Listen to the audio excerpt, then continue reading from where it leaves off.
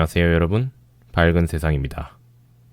이준석이 가처분 인용되면 당 망한다는 얘기를 해서 논란이 되고 있는데요. 본인은 딜레마가 없다고 했습니다. 삼성 간호 윤핵관은 또 변태할 것이라고도 얘기했습니다. YTN 오전 라디오 뉴스킹 박지훈입니다에서 국민의힘 내에서 가처분 신청 결과가 기각으로 방향을 잡고 있다는 질문을 받고 인용되면 당이 망하니까요 라고 답했습니다. 이준석은 평상시 같으면 이런 판단을 하겠냐면서 전체주의적인 발상으로 너 혼자 망하면 돼. 이런 간단한 본인의 문제, 본인의 가족 문제로 치환하면 다 이런 판단을 한다고 했습니다. 옛날 주호영 대표가 본인이 공천 떨어졌을 때 가처분을 걸었었습니다. 그리고 무소속으로 출마했었습니다. 다 억울하면 건다고 했습니다.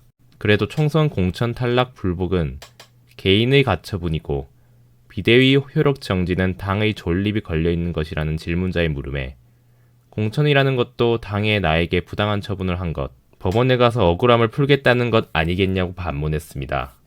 그리고 윤석열 대통령 얘기도 했는데요. 윤석열 대통령께서 검찰총장 시절 법무부의 직무정지 징계 처분에 가처분을 거셨는데 본안은 졌습니다. 나라를 상대로 한 소송인데 사실상 국가 망하라고 소송을 한 거냐면서 고위공직자 직무징계 관련 문제와 빗대기도 했습니다. 말씀대로라면 딜레마 같다고도 했습니다. 이겨도 그렇고 저도 그런 상황 아니냐는 질문에 저는 딜레마 아닌데요.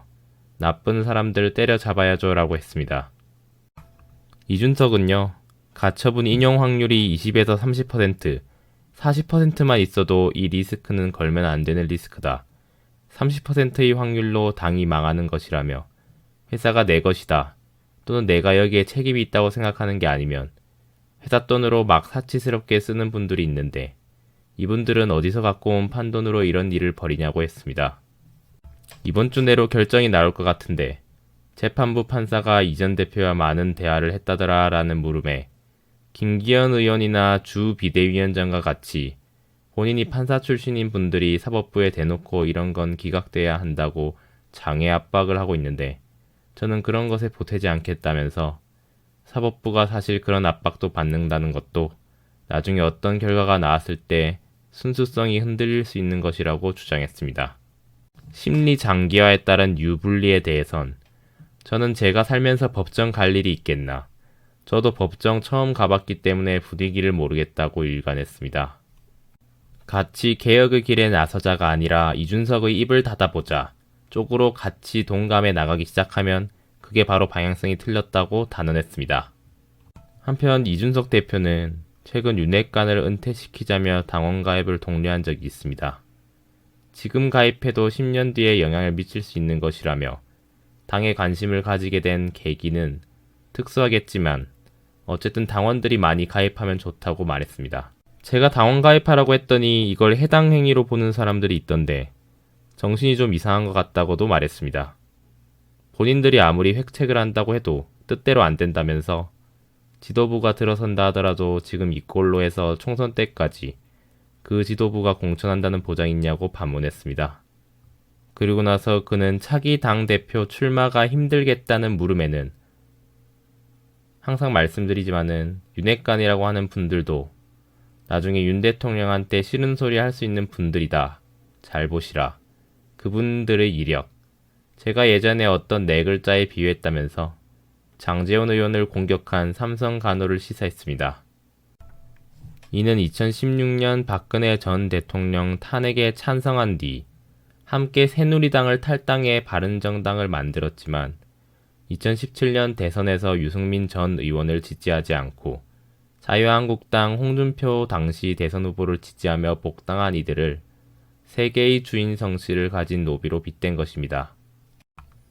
한편 이준석 대표 본인은요.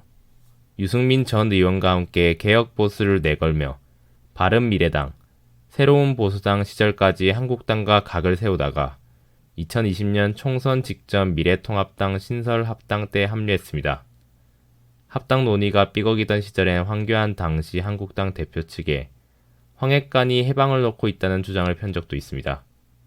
그분들이 옛날에 굉장히 적극적으로 다른 정치 지도자들을 열성적으로 응원했던 분들이라면서. 그런데 요즘은 그분들은 오히려 공격하면서 하나의 변태를 겪었다고 꼬집었습니다.